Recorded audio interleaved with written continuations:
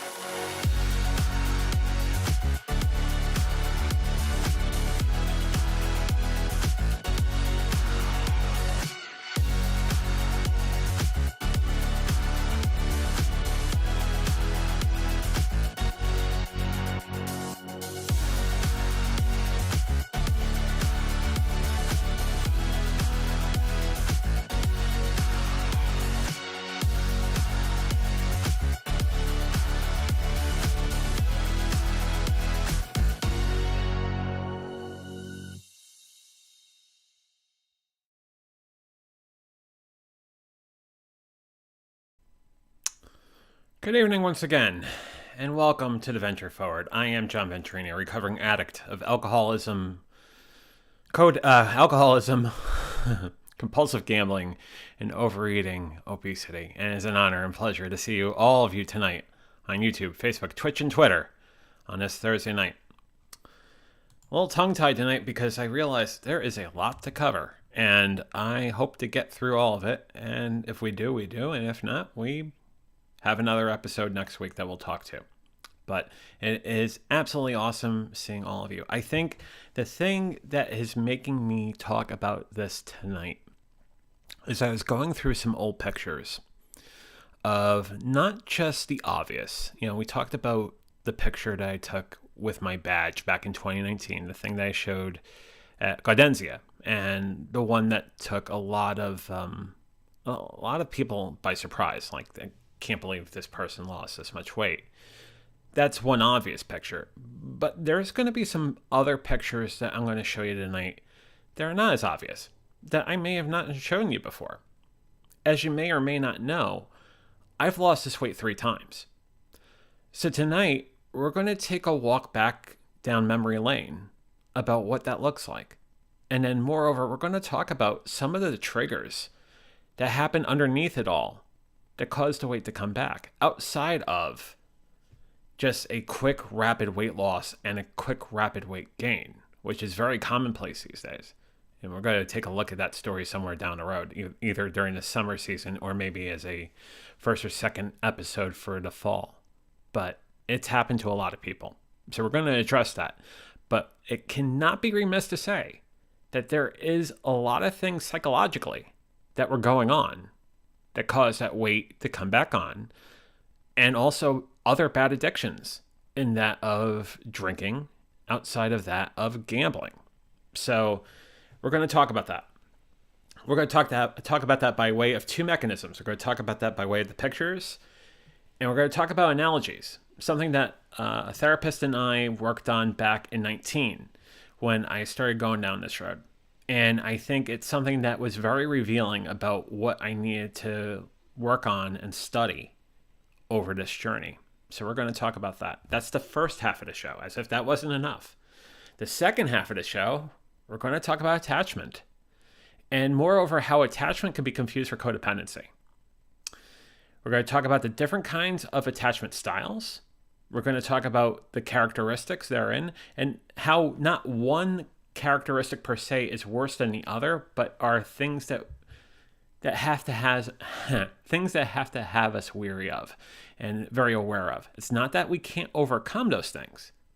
And at the end of the day, we all want to be secure, but if we're aware of it, we know how to intertwine with it better, right? So that is tonight's show. And let me show you this in graphical form for a second, because certainly I have that. This is episode Summer 22.2, the second episode of this summer season, on June 23rd, 2022. We're talking about attachment, codependence, and lessons learned. Actually, we're going to start with the lessons learned, and then we're going to talk about attachment. So, and I got my little toy up there, but personal notes, right? Personal notes. So I should start off with that. This project, the Venture Forward, has been a very important project as far as my recovery, but also trying to extend to others what I've learned over time. And it is something that I am very, very adamant about, that I will continue to work on. But I also realize that come this summer that I would like to spend a little more time honing in on one episode and working on one episode per week. Maybe just for the summer, that might go into the fall. So personal note number 1 is I'm going to stick to one episode a week, and then VF Talks on Friday. So that's going to be the go forward there. That's a little bit of an administrative one. The second thing I'm going to make, as far as a personal note real quick, and this is something we talked about before, but I'm going to remind you again because it's important. This is, as much as this is my journey, this is the journey of all of you. And I love sharing stories. I love just being part of that. as much as you've been very much a fan and loving my story as well. We work through this together. So I will bring up my email address again.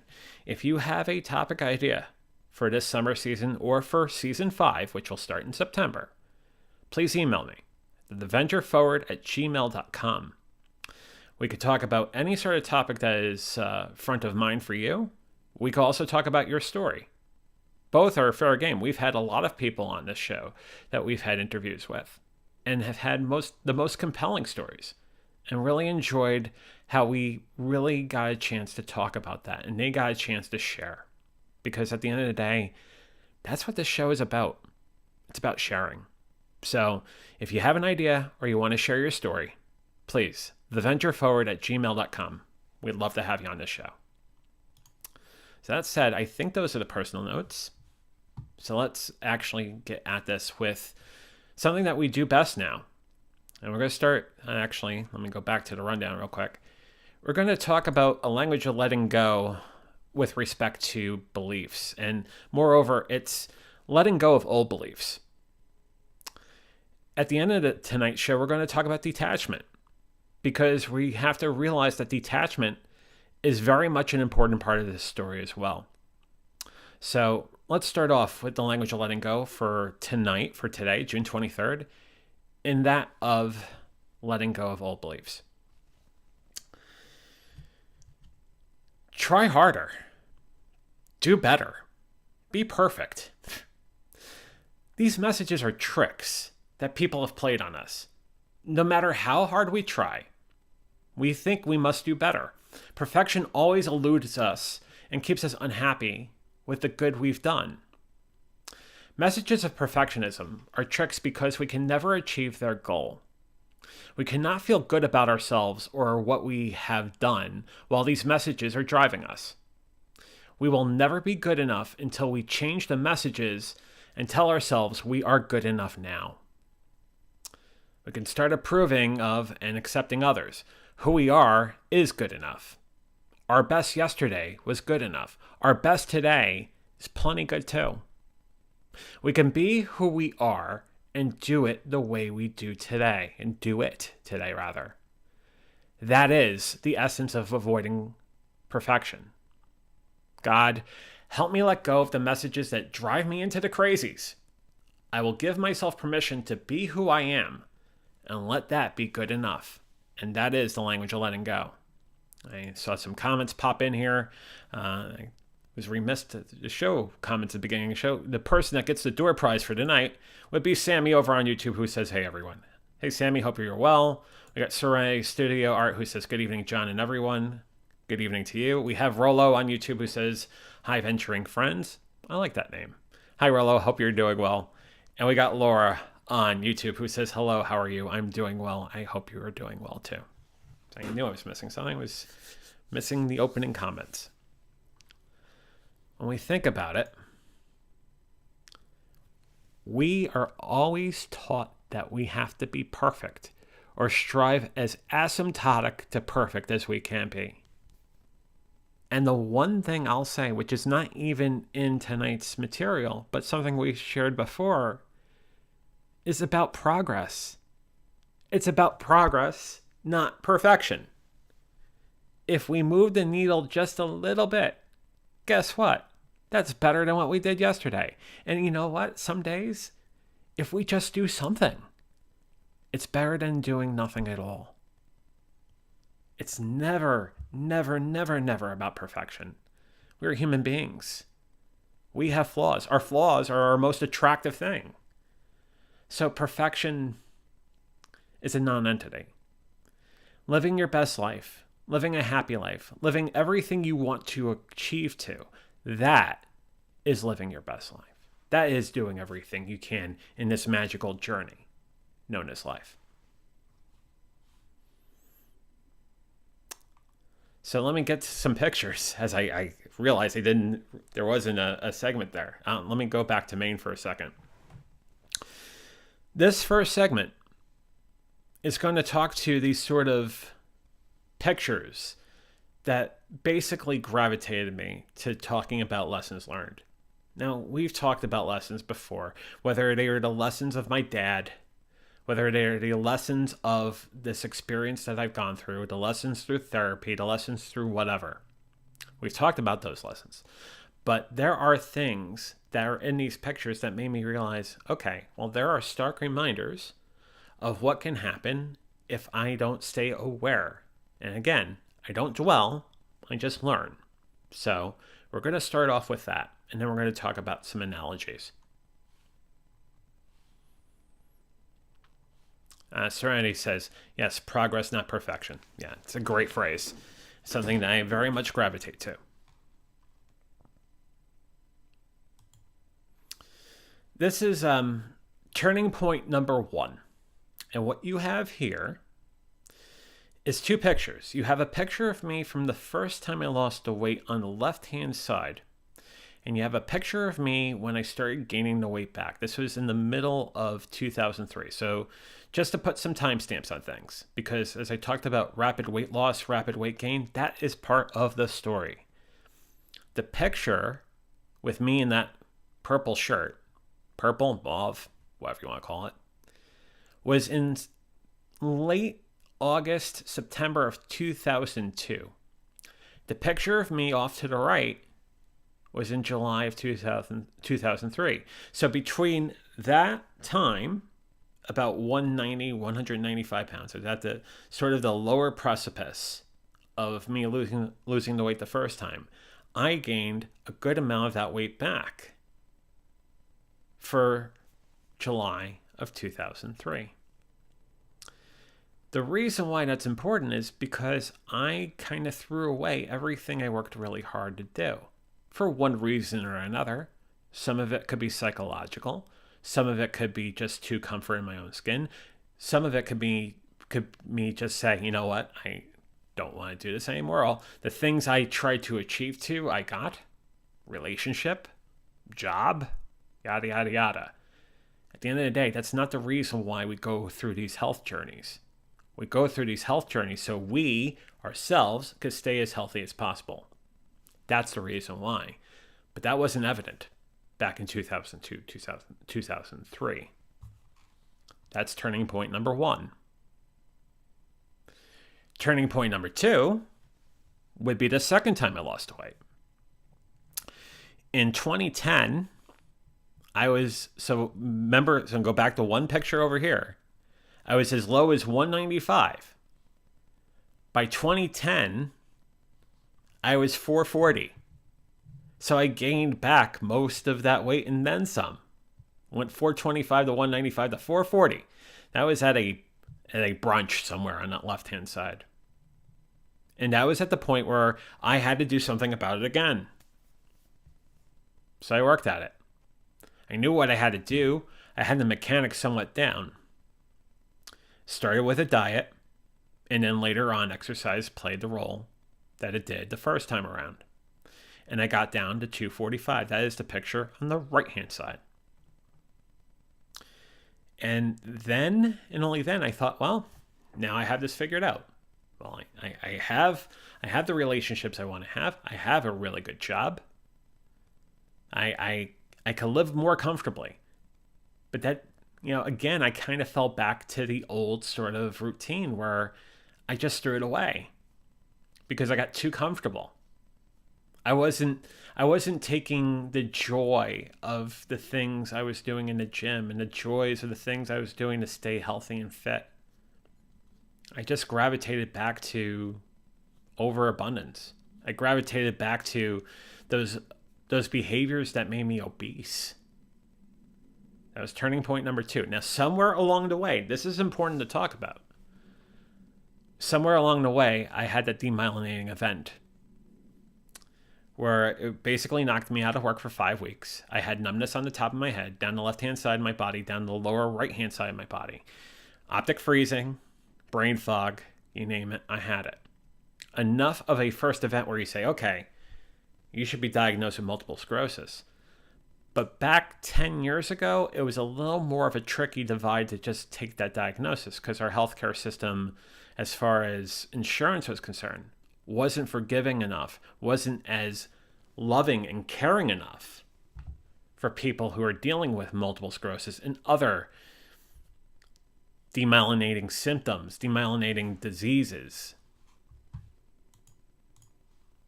autoimmune diseases, dare I say. It wasn't as forgiving.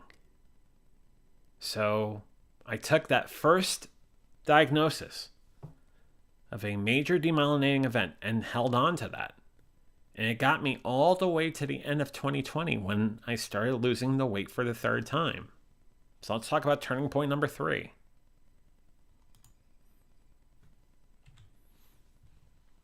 This is a slide I've shown you before. I'm showing the befores because you know what the after looks like. But at the end of 2018, early 2019, I was at 480 pounds. Someone who was much unhealthy. I would say very much towards death. Because he gave that back again. This was turning point number 3. But this time around, I go from February of 19 to late December of 20, losing a massive amount of weight, but then I had that demyelinating event come back. And I ended up getting a diagnosis of multiple sclerosis in early 21. But I think now, with the way my health is, I'm better to take care of that. I'm also very well aware of why I lost the weight those first 2 times and the sort of reasons why I didn't hold on to those first 2 times. Whereas now, that sort of semblance of my mind is very important. The work that I do as far as therapy, the work that I do as far as meditation, the work that I do as far as telling my story is very much part of this process. It is almost hand for hand important as the working out, the dietary sort of regime, that sort of thing. Now, after turning point number 3, I'm in a much better place. But that in itself is the lesson learned. You think about the things that took place in those previous pictures, and you think about the events that took place afterwards. Again, it is not a dwell. I'm not dwelling upon these things. I have notes. I have plenty of notes. I wouldn't bore you with slides and slides of notes. But those pictures tell the story too. We can learn a lot of lessons through a picture. As they say, a picture's worth 1,000 words. Well, I've shared more than 10,000 words just now. So that's one way we learn lessons. Another way we learn lessons is through analogies. And this was the work that I was doing with my therapist back in 19, in the sense that there are things that we have to look at as far as what we need to do to put ourselves in a better place. That first analogy has a lot to do with the story of better physical health, but in a way, better mental health. And that's back to basics. It goes to wanting to move to a level of simplicity by removing the complications. When we have too many things going on in this life, we get confused greatly. We have a lot of disorganization. And the thing is, when that thing grows and grows and grows, the best way I could put it is it's disorganization on a global scale versus taking those moments and pausing. And you think about it, how important is the pause? The pause is very important. We have to take a moment to stop and think, especially when we're moving fast on something that is drastically changing our lives. And that's not a bad thing, but we have to pause. We have to take it in. We have to journal. We have to meditate. In my case, and in many cases, therapy very much important. So at the end of the day, it's about a need to simplify. 3 key things here. For example, if you had a living room that was very complex and it needed to be organized, and all of a sudden you organize that living room and you feel like a giant cloud has passed from over you, that makes all the sense in the world. because you're so knee deep in complexion, so knee deep in the sort of various things that held you back, that even something like organizing a living room can become something. But then using the power of completing one complicated task, we could then think about how we could channel that to make ourselves better on a larger scale. And then we could take that one even further and talk about how we can channel that to improve one's community, one's family, one's relationship. You're saying, okay, that's a very basic example. What does that mean with respect to you, John? I'll explain. Think about this story. Think about where I came from. Think about the fact that in February of 2019, the third turning point, I had a nervous breakdown in the middle of an airport because I can't walk more than 5 or 10 feet without needing to sit down. And I had to take maybe the most horrific picture I ever took my entire life of someone who was nearly 500 pounds. That and a few other things, I was at my wit's end. So it started with a very simple exercise. Why am I doing this to myself? Why was I causing that level of complexity? Why was I creating that level of confusion? And that's where me journaling and me going to therapy and me meditating have really played a giant role in this. Now, granted, that didn't become full swing until about 3 or 4 months into this. But that self-work was some of the most important self-work. One of those pieces that I was told to read from a couple of dear friends of mine was Attached. And in the second half of tonight's show, we're going to talk about the idea of attachment theory and moreover attachment in relationships and what that means to us. And then moreover, what does that mean to codependency? That and a lot of other guidance really helped me. If you think about the necessities we have in life, well, food, a living, shelter, compassion, love. Those 5 things cannot be sacrificed. That is our main existence. And we talk about any sort of main therapy style, especially internal family systems, but cognitive behavioral therapy talks about the same thing. We must take care of ourselves. We must take care of the fundamentals that are important in us living our lives.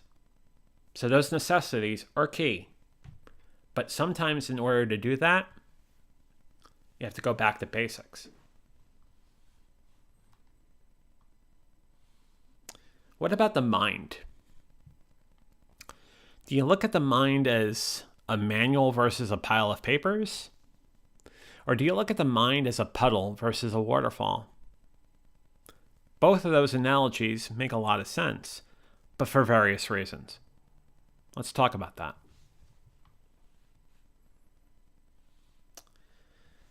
Some questions to think about. When we think about a manual, it is an organized set of papers with some sort of binding together, and it's put together in a very organized fashion, versus a pile of papers. Why does the human mind sometimes fail to organize thoughts in a decent manner? Moreover, talking about there's always a reason behind something. What are the characteristics, trauma, and environmental circumstance that would cause such a division, that sort of lack of organization, that sort of duress? How does an eccentric yet intelligent mind form a complete body of work from start to finish when the ideas are disjointed? It takes a lot of effort. Sometimes the mind is in the place where we can do that sort of thing. Sometimes it's not. And then the key question is, how do relationships, familial relationships, personal relationships, business relationships, and environmental stress abuse cause such a derision? When we're not thinking straight, when we're knee deep in these sort of very toxic relations or toxic behaviors or toxic places, we may have the capability of, or we may lose the capability rather, of losing the simplest sort of function: forming complete thought, forming some sort of organization of thought. But in some cases, it may talk to a perfectly legit and intelligent mind as well. I think of, go back to Maine for a second. I think of a math teacher I had in high school. I had him for 2 grades. I had him for 11th and 12th. I had him for pre-calc and AP calc. This is a guy who taught class out of a big giant folder. And it wasn't a big giant binder or a big giant textbook. It was a big giant folder about yay big. And it had tabs off to the side, and you knew exactly what to teach off of what piece of paper. And when you think about the examples to teach in calculus, well, to think that it was on the corner of one of those pieces of paper to show some sort of very complex proof, or to do some sort of definition of derivative sort of example, talked about how much of a brilliant mind he was. That, in my mind, is an exception. Usually when we kind of throw caution to the wind and throw out the need to organize, more times than not, we're going through some major duress underneath. So there is a lot of value to a manual, whether that manual is virtual versus a free-flying pile of papers.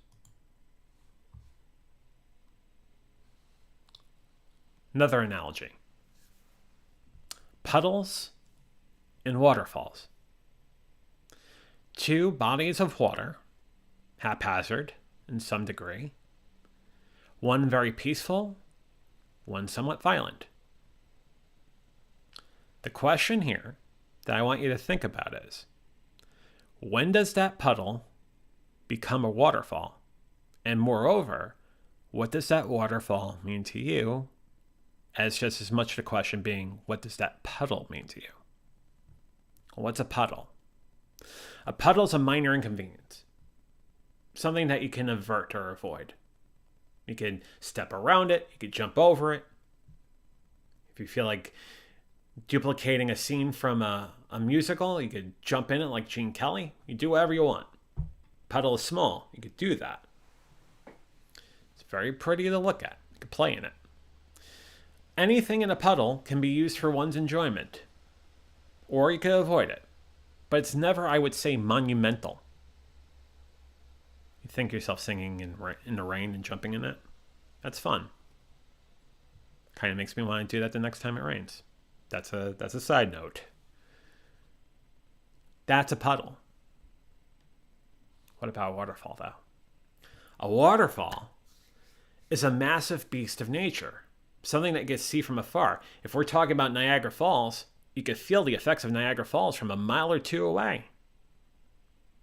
It has a very strong physical effect, talking about the basic dynamics of that thunderous force of water hitting that bottom body of water. It's wondrous. It's very wondrous to look at. But what usually happens when someone jumps into Niagara Falls? They don't usually make it. Unless they're taking one of those various boats that go around it. If they end up in it, it's usually not a good thing. It could be a very majestic thing to look at, or even come a bit close to, but it's far from a small feat.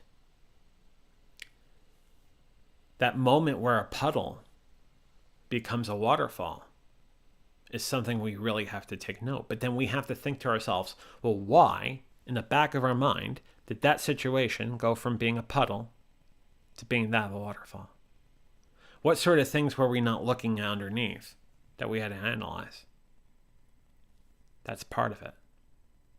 So the thing you need to realize is it is easier to navigate a puddle than it is to navigate a waterfall. It may have some wondrous effects of what a waterfall may bring, but its sustainability is next to impossible. Think about that as far as the various things that you have going in your life. You could tackle 2 or 3 things really easy, but when it becomes 200 to 300 and you don't have any sort of guide or map or any sort of shortcut or technique to go at it, that waterfall may be very, very hard to deal with. Understanding that is the lesson. And the more we can push those waterfalls to things that are smaller puddles, the more we can move to that level of simplicity, the better off we are.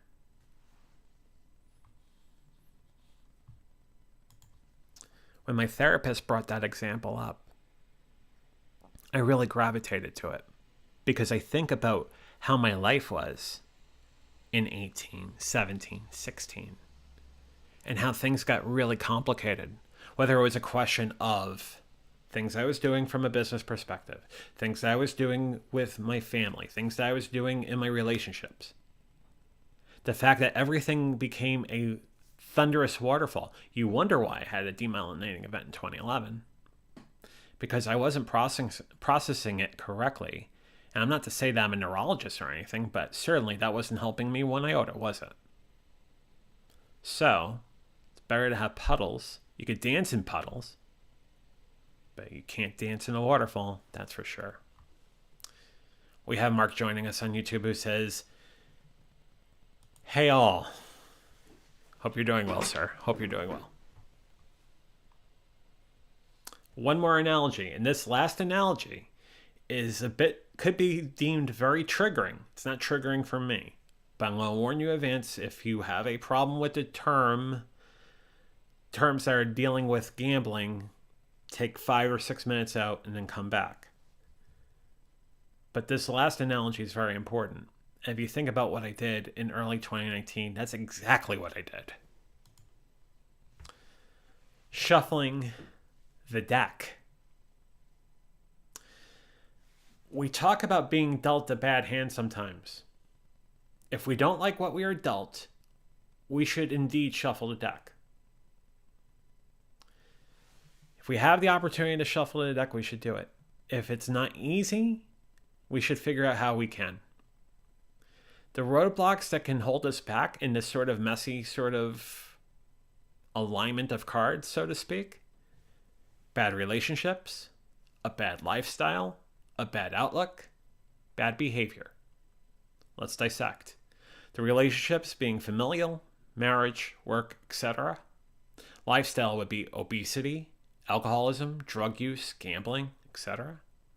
Outlook would be pessimism without any sort of realistic positive go forward, and I'll get back to that in a second. And behavior would be lack of meditation, sharing a thought, etc. When we don't even have the capabilities of meditating or sharing our thoughts, that's a problem right then and there. But let's talk about pessimism for a second. You basically can manifest anything in this life. We always talk about positive manifestation on this show. But negative manifestation is just as much possible as positive. If your first thought to look at a situation is to say to yourself, boy, that's really crappy, or boy, that's something that cannot be overcome, and boy, they have it really bad, or this, that, or the other thing, instead of thinking about the possible good that can come out of something. That entails what you think about life, what you think about yourself as well. It's very easy to pick apart the bad in any situation. It is very difficult at first to find that nugget of good. But once you start doing that, it's amazing what great things come. 99.999 times out of 100, you could find a nugget of good out of anything. It takes a mind that is secure to find it. So, outlook basically sets the table for manifesting. You have a good outlook, you can manifest incredible things. If you have a bad outlook, well, you know what the flip side of that is. And nevertheless, you should never, never, never have that have the ability of not sharing your thoughts being, basically squelched. Your thoughts are important. Your thoughts make up who you are. You are entitled, more than entitled, of sharing them, whether written or verbal or whatever. Share them. So that's something to think about. Sometimes we have to shuffle the deck. And I think about it this way. When I had that nervous breakdown in February of 19, what did this involve? It absolutely involved me shuffling the deck. I had to change a lot of things. Things that I basically cleaned up and then gave it back and then some.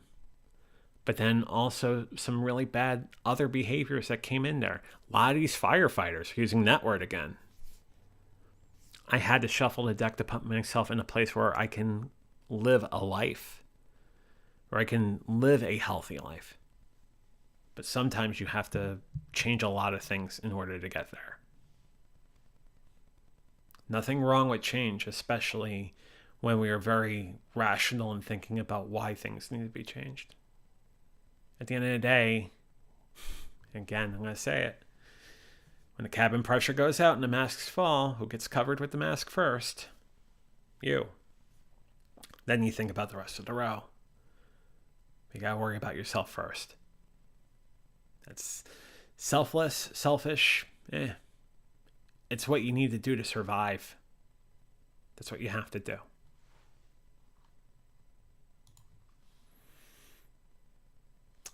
So that is the conclusion of the first portion of this show.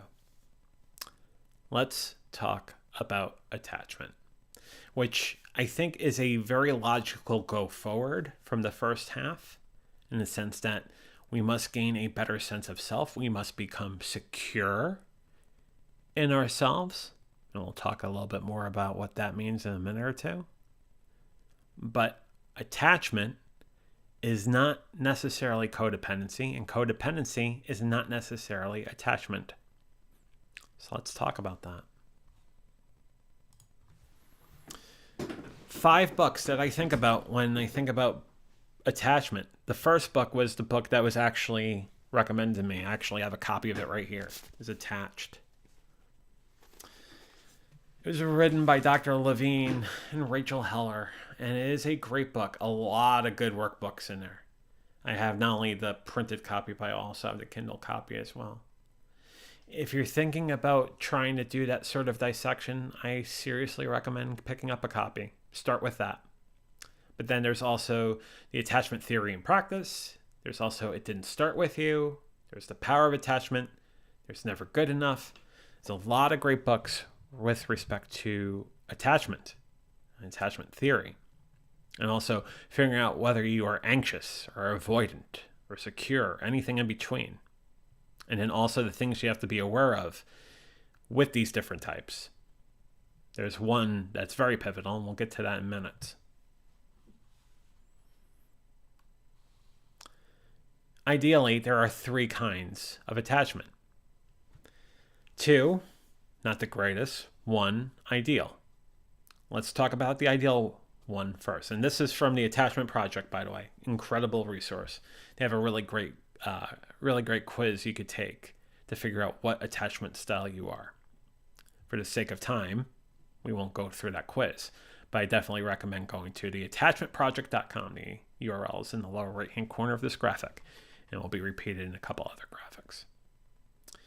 These are some things you can say with respect to these kinds of attachment. When we are secure, you could say something like, I find it relatively easy to get close to others and am comfortable depending on them and having them depend on me. I don't often worry about being abandoned or about someone getting too close to me.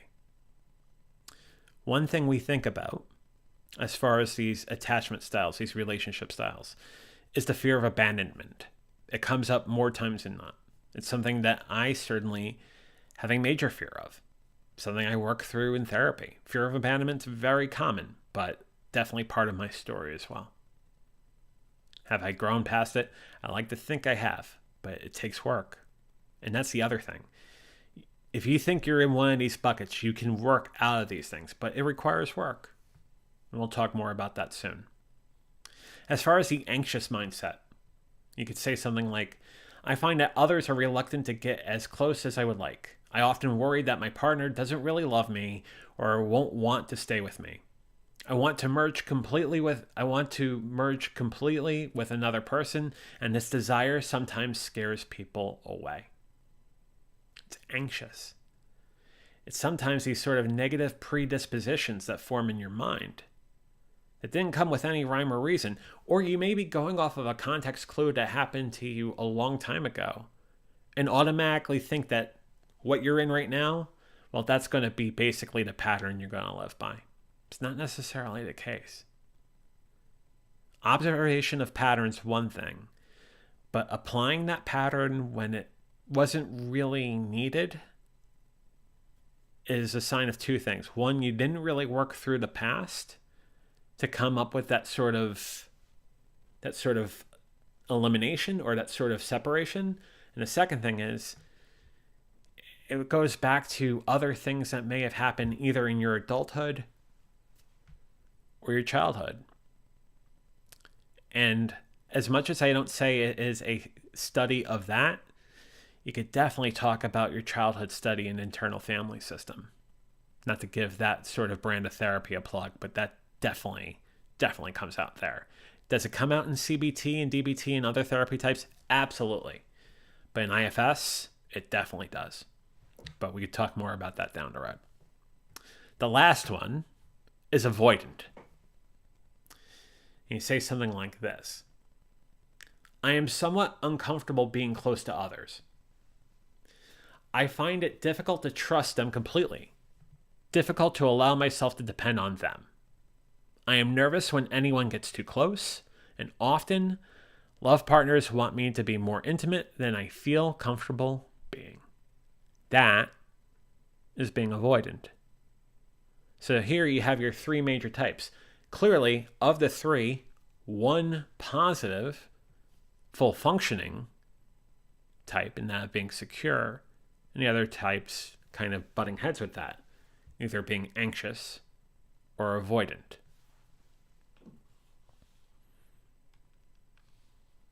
So what is our attachment style? This came out of Attach, but it also came from the site Agile Lean Life.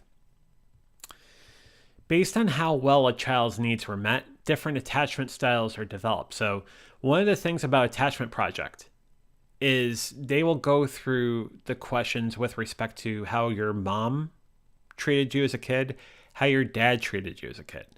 Because at the end of the day, it starts with what we grew up with. And then from there, we can work a bit more at that. But that's very much part of the story. The attachment style is a blueprint for how we survive and thrive in adult relationships. Based on what we have learned about relationships, and attachment being fully dependent on our caretakers. So now here's a word that comes out of nowhere. Caretakers. You may think that you're a fully functioning adult, but there are parts of us that need that caretaking ability, and there's nothing wrong with that. If you're a big believer in parts theory, all parts are valid. There is no such thing as a bad part. So if parts of us want that sort of level for caretaking, there's nothing wrong with that. But we have to realize these things, right? Whatever style becomes your dominant attachment style, whether it is something that came from your childhood or something that grew over time, maybe in your adolescence, it influences 5 things. It influences how you view intimacy and togetherness. It influences how you deal with conflict, which is a huge one. It influences your attitude towards sex. It influences your ability to communicate your wishes and needs. And how many times have we said on this show that it's very important to state what we want in this life? You have not because you ask not. That's a very important adage to remember. And lastly, what kind of expectations you have towards your partner in the relationship. And you could extend this out of that for a second. Take it out of the interpersonal relationship for a second. Take that with any sort of relationship you have, whether it's a friend or what have you. Of course, we form expectations. But at the end of the day, they shouldn't be grandiose ones. Because at the end of the day, we want to live the best life we can, doing the things that fulfill us. And yes, definitely a big believer of the love languages. We definitely want to do for others. There's a lot as far as what that does for us too. Not saying don't do that, but don't forget yourself. Don't forget yourself. Sort of like a debate I had one time. I'll go back to Maine for a second. That if you don't love yourself, I question the fact whether or not you can love anyone else fully. At the end of the day, you have to love yourself. If you don't, then what you're giving off may not be something that is sustainable, first and foremost. But second of all, may be coming from a very strange place. The best kind of love you can give can be demonstrated by how you love yourself. It also talks about manifesting, doesn't it? When you yourself are working in the best possible form you can, and is it perfect? No. Bad word. But I would say optimal. Optimal would be the right word. When you're working most optimally, you can manifest really great things in this life. Because you took the time to work at it for yourself. Again, not perfect, but optimal.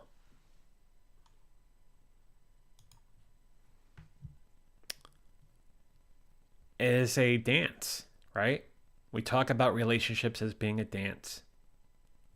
To learn how to do that dance is the most important thing we can do.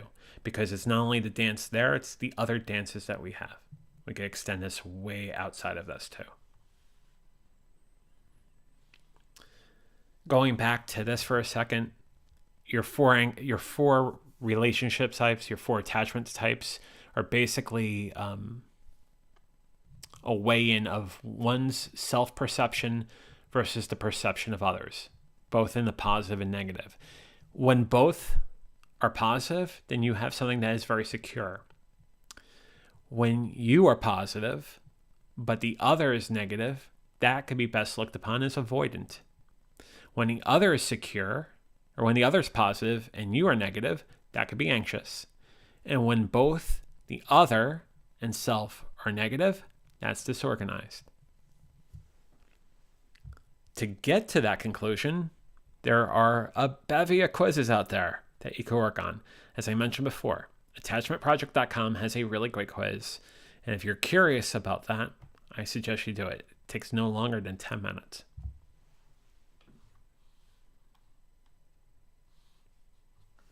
As I said before, you can absolutely change someone's attachment style, but it does take time and effort.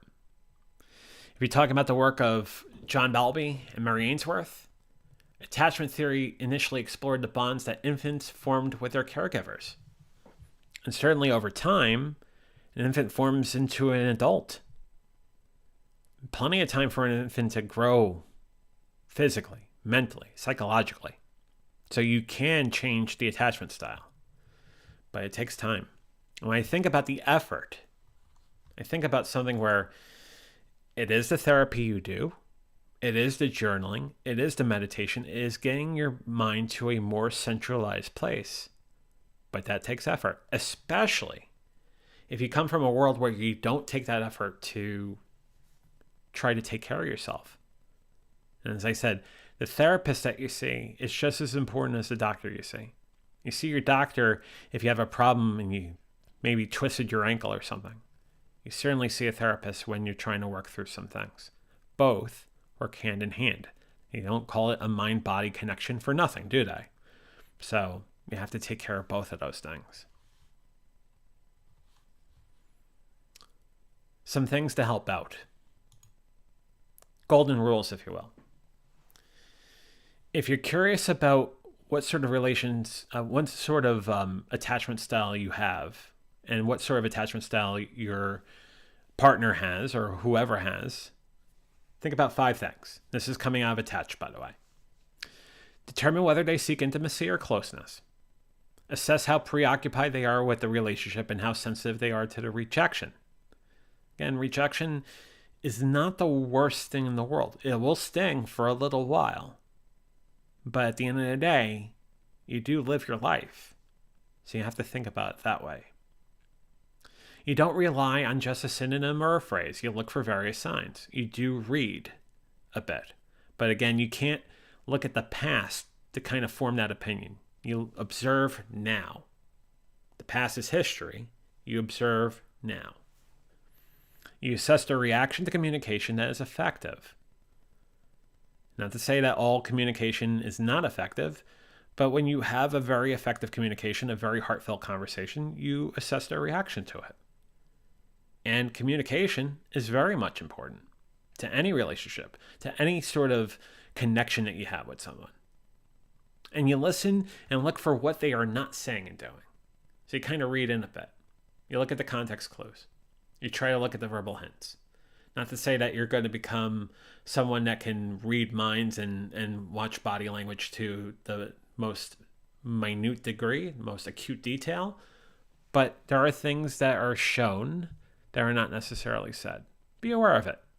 Observe, not absorb.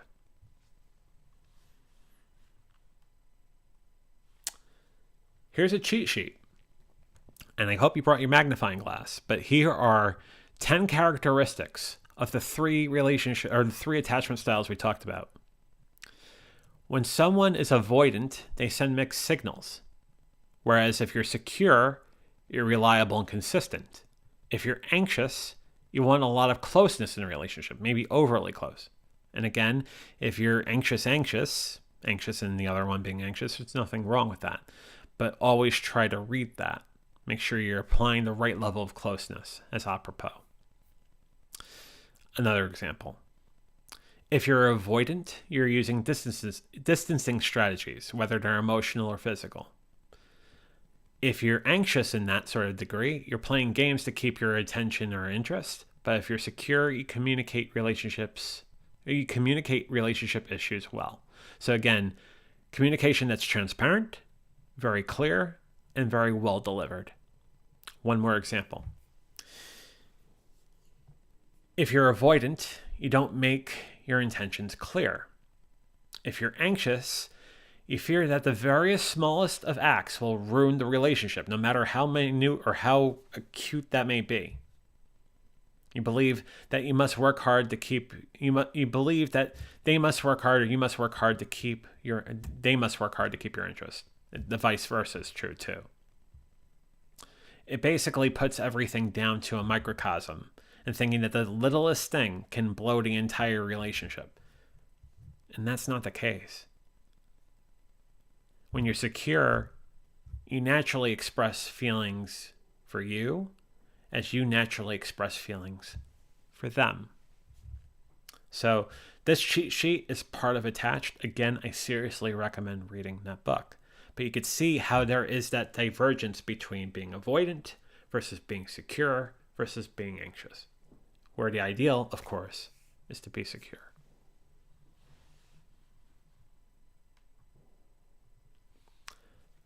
Let's talk about the trap. The anxious avoidant trap. When we talk about attachment style, that is the trap we keep an eye on. What it does is it binds together an anxious with an avoidant, and they are the two most antithetic of attachment styles. They are far apart. Anxious avoidant attachment makes for a terrible relationship because at the core, they have two opposite approaches to intimacy. And again, it's not a question of being anxious is a bad thing, and it's not a question of being avoidant is a bad thing. There are going to be certain parts of you that is secure and certain parts of you that are avoidant. But when you have an anxious and avoidant together, you have a divergence, as I go off camera to show a visual cue here. There are ways to break the trap, though. First and foremost, feel free to take the personal space when you need it. To proceed with a breather isn't a bad thing, and to be able to have a clear thought and a clear direction going into something It's the most important thing you can do. However, always keep your communication open. Don't squelch back on the communication just because you're taking personal space. Also, challenge your inner critic. But recognize when you have a situation where you negatively automatically think of things because of the past. Again, you leave the past over there. You live in the moment now. Challenge your inner critic, but do it objectively. Do it rationally. And the last thing, therapy. Again, goes back to therapy, doesn't it? IFS, CBT, DBT, etc. Therapy is very important. You can work through this through your therapist, your LSW, your psychotherapist, your psychiatrist, whatever. You're doing yourself a major favor.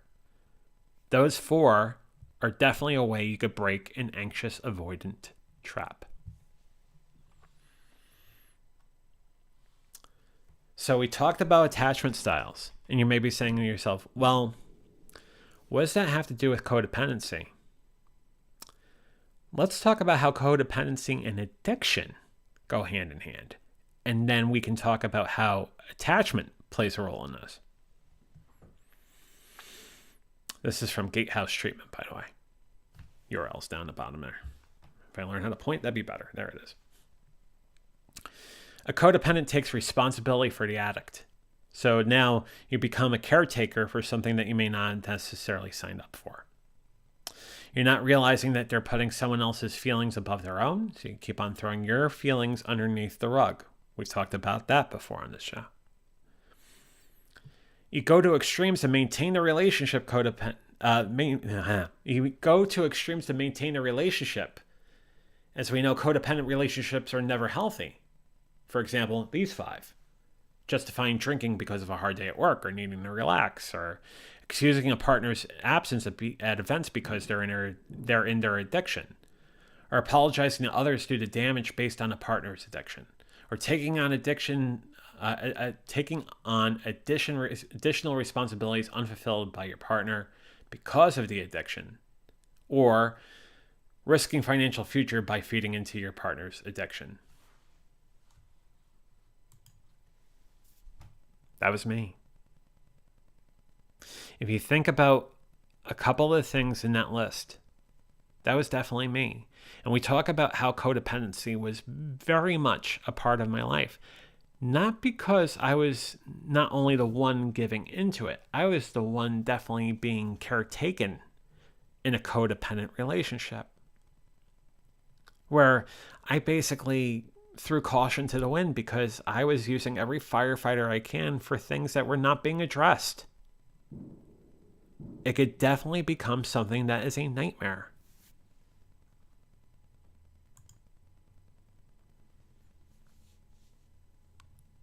It's also the reason why recovery is so important. And why more times than not, when we're talking to recovery groups, codependency is definitely at the foundation of most of them. I think about that room at Gaudensia. Codependency was definitely at the foundation of those stories too. All of them? No. Most of them? Yes. Also, when you're codependent, you have difficulty in recognizing and expressing emotion because you've squelched everything. You can't even form a thought, can't even form a game plan, as we talked about earlier in this episode. And you have the inability to set and maintain healthy personal boundaries. And boundaries are most important for us. We have to do that. If we don't set boundaries, we are hurting not only ourselves, we are hurting others. Boundaries are our friend, right? Especially when the relationship in question may not be the most rational. I wonder what that can be. An anxious avoidant. That's how the two play together. So, boundaries are very much important, not only for yourself, but for the people around you, for the places around you, for the things that you do. They're very important. Go back to Maine for a second. I know I covered a lot of things on this episode, and needless to say, if you have any questions about this or how this pertains to my story, we could definitely do more down the road as far as the different components of this and the specific things I've learned. But if you want to talk about it more on your side, don't hesitate to email me. Be reached at theventureforward@gmail.com. We wouldn't have this episode, though, without one more reading of Language of Letting Go. And that is from tomorrow's Language of Letting Go. We talked about attachment. We should talk about detachment. Language of Letting Go for June 24th. Detachment. Detachment doesn't come naturally for many of us. But once we realize the value of this recovery principle, we understand how vital detachment is. The following story illustrates how a woman came to understand detachment.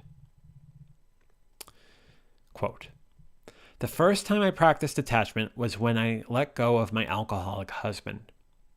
He had been drinking for 7 years since I had married him.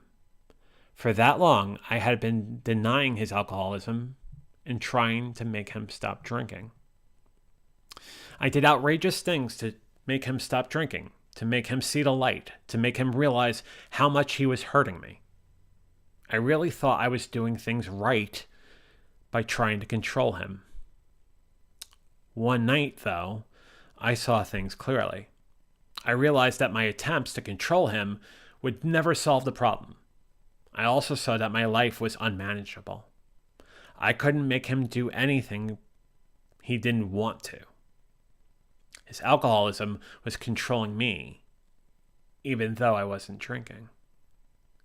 I set him free to do as he chose. The truth is, he did as he pleased anyway. Things changed the night I detached. He could feel it, and so could I. When I set him free, I set myself free to live my own life. I've had to practice the principle of detachment many times since then. I've had to detach from unhealthy people and healthy people. It's never failed. Detachment works. Detachment is a gift. It will be given to us when we're ready for it. When we set the other person free, we are set free. Today, wherever possible, I will detach in love. And that is the language of letting go. That journal entry that language of letting go entry definitely talks about my codependency. Not only from the sense that I gave into the codependency, but I was very much a caretaken in a codependency as well. When we realize it is time to detach, it is the best thing not only for us, but for them to detach. And you think about relationship style, and you think about attachment style. You could think about how in a codependency book like Language of Letting Go, we would talk about detachment, or attachment style, rather.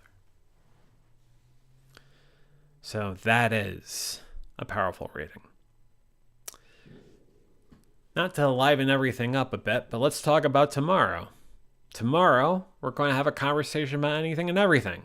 On Fridays, we have VF Talks. That's at 6:30 Eastern, 3:30 Pacific. And then next week, we continue down this road. We have another episode on Tuesday to continue this journey forward.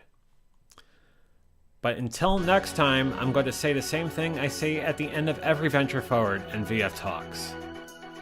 Stay safe, stay sane, stay strong, stay sober.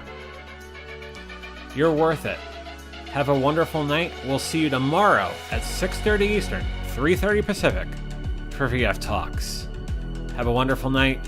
I love you all, and fly, be free.